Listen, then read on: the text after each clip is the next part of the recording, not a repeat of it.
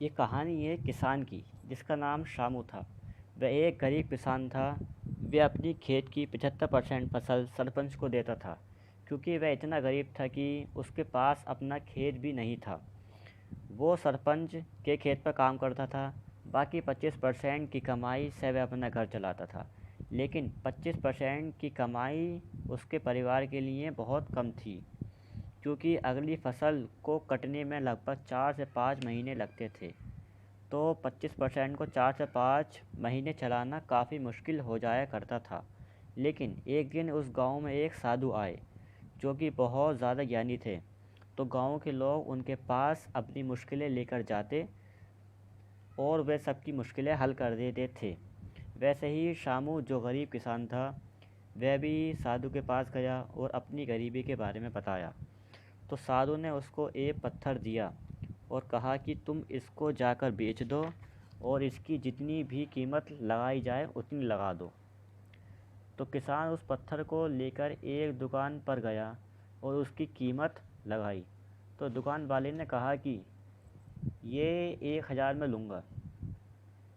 किसान को वह कीमत कम लगी और वह सुनार के पास चला गया। तो सुनार ने उसकी कीमत 50,000 बताई। तो किसान ने सोचा, अगर मैं इसको हीरे के व्यापारी के पास लेकर जाता हूँ तो शायद वो ज़्यादा कीमत बताएगा।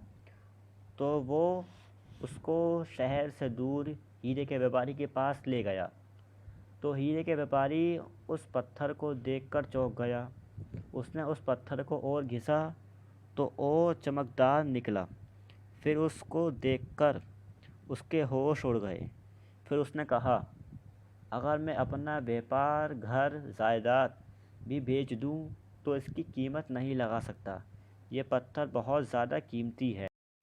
जैसे इस पत्थर की कीमत नहीं लगाई जा सकती, वैसे कोई भी तुम्हारी वैल्यू नहीं लगा सकता। हर इंसान अपने आप में यूनिक होता है।